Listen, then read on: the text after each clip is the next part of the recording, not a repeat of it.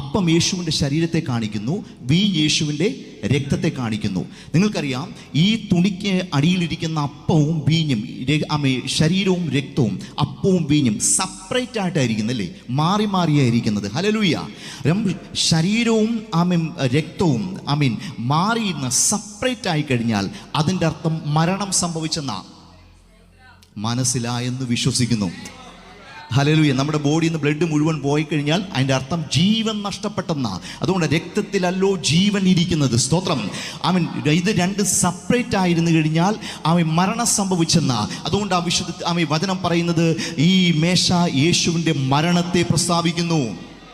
Hallelujah.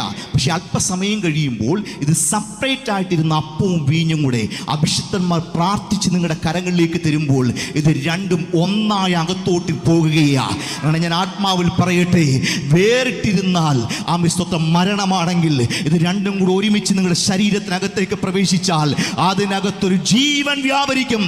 വിശ്വസിക്കുന്നവർ മാത്രം ആ കരമടിച്ച് അതിനാമേൻ പറഞ്ഞൊന്ന് സ്വീകരിച്ചാട്ടെ. ഇന്ന് പകലും ഈ വിശുദ്ധ തിരുവത്താഴത്തിൽ നിന്ന് ഒരു ജീവൻ നിങ്ങളുടെ മേൽ വ്യാപരിക്കും. മരണം മാറും, ബലഹീനതകൾ മാറും. ഈ പകലൊരു പുതിയ ജീവൻ അത് ആഗ്രഹിക്കുന്ന ദൈവമക്കൾക്കായി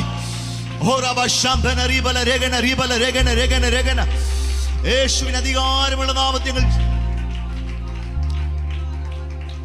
ആമേൻ.